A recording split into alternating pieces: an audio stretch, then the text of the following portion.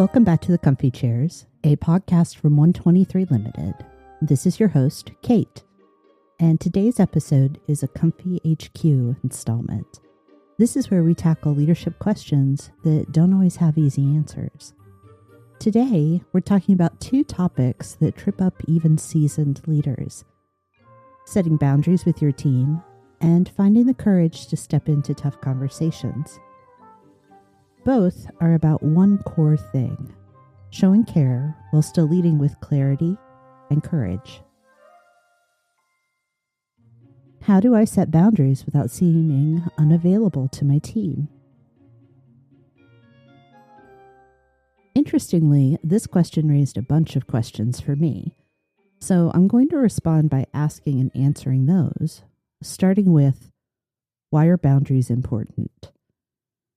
This is a question you need to answer for yourself, but generally, boundaries allow us to navigate relationships with mindfulness and care. Often we need boundaries to prevent inappropriate interactions. These can range from the intrusion of frequent after-hours texts all the way to harassment. Boundaries are like expectations. They let us know what we can, should, or should not do when it comes to other people. What happens if you don't have boundaries? Without boundaries, you could find yourself emotionally exhausted, manipulated, or in a type of relationship with a coworker or employee that is inappropriate. Imagine a water balloon. Any hole in its surface, a boundary, means that water will leak. The size and number of holes means more loss. Our boundaries can function like this to keep us whole, emotionally, professionally, or in other ways. What lessons are you teaching? As the leader, your behavior sets the example for all behaviors on your team. If you allow others to cross your boundaries or regularly do so yourself, you're making it acceptable to ignore boundaries in general, and this can breed disrespect and dissatisfaction. Which boundaries do you need? Your circumstances will dictate this. However, I believe healthy workplace boundaries include time, emotion, and effort. These are broad categories, yes, but that lets you define what matters to you. Time can mean how much time is spent on one person's problems, or the hours you are available for work-related issues. Emotional boundaries create safety for your feelings and psyche. It can mean that you choose not to share too much personal information, or that you school yourself to not take employee criticism personally. Effort involves workload and avoiding burnout. This will differ for each person, and company norms will play a part too. But understanding what is too little or too much effort for you is part of boundary setting. You may be willing to work long hours, but not take work home with you, just for example. When are your boundaries soft, and when are they hard? Sometimes boundaries will shift or become permeable. Part of setting boundaries involves getting clear about the events or issues that could mean you soften a boundary.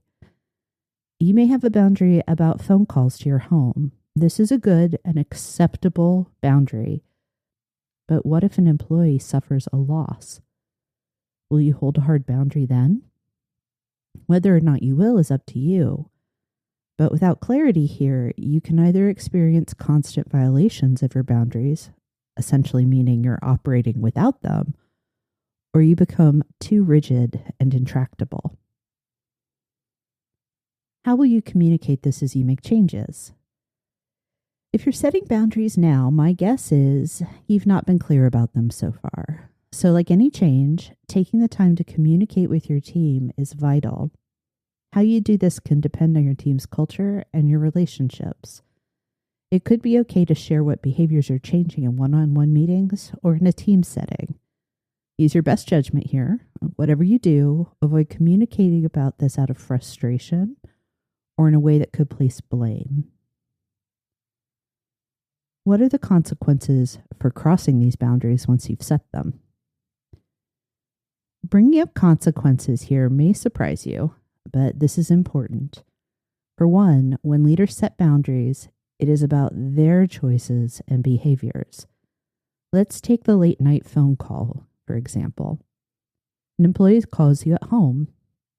You have the choice to answer the phone or not. You are the one crossing or allowing the other person to cross your boundary. You are the leader. You have the power in this relationship.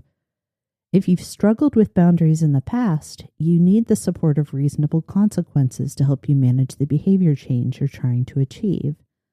I'm not talking about punishing yourself. I am talking about recognizing that you've decided boundaries are important to you, and when you don't maintain them, you experience a loss of time, energy, or some other thing that you want to protect. To be clear, I'm also not talking about disciplining employees out of hand for crossing a boundary. Of course, there will be circumstances that could lead to corrective action, but that should be rare. What's more likely to happen is you ignoring your own boundaries. And expressing frustration or anger at an employee for that, it's not okay. See, these are boundaries for you. They ultimately dictate your behavior rather than your employees. Be clear with them, but understand you're managing yourself. If you stay focused on this, then you can create healthy, reasonable boundaries while remaining available to your team.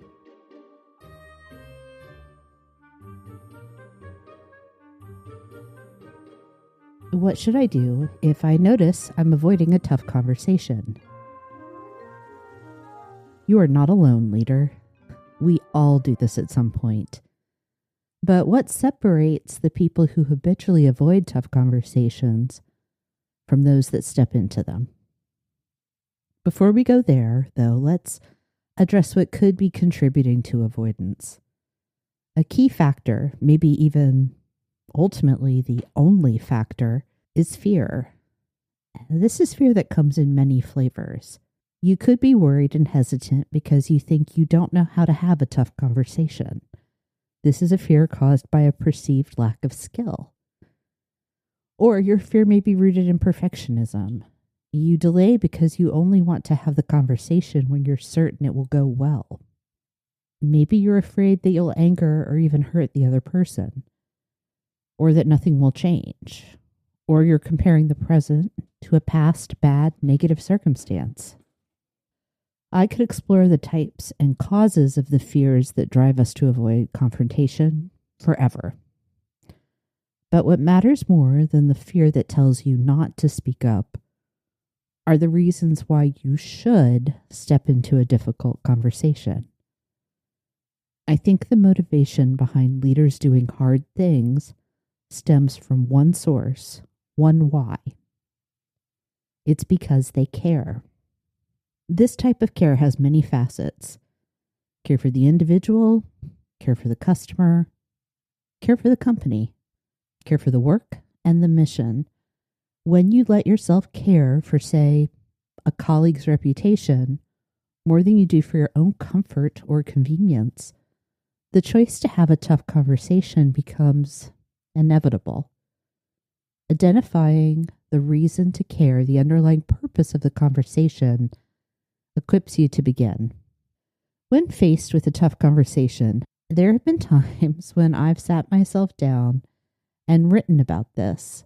I ask myself to consider what the real problem is, why I'm the right person to address it, and what I need to do in my head and heart to be able to talk about the problem in a way that makes it crystal clear that I care.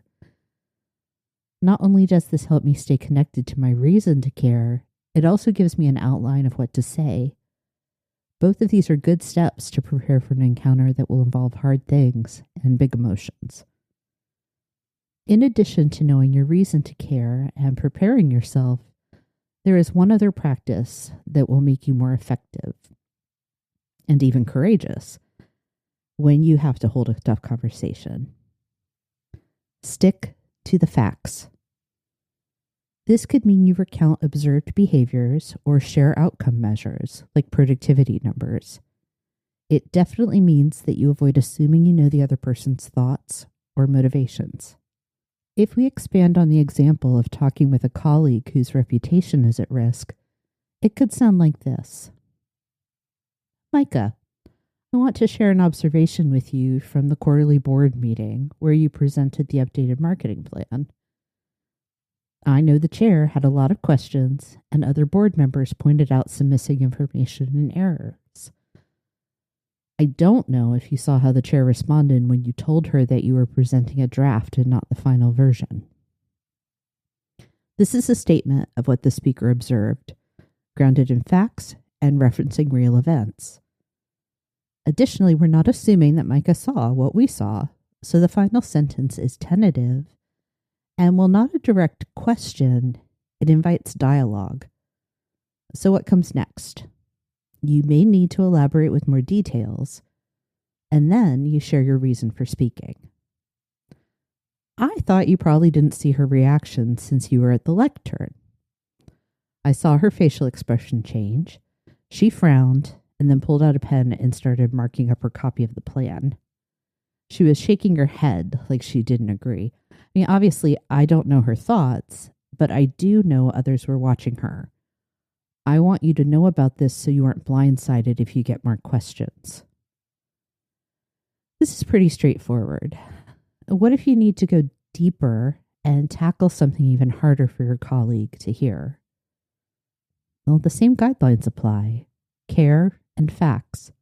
Facts and care.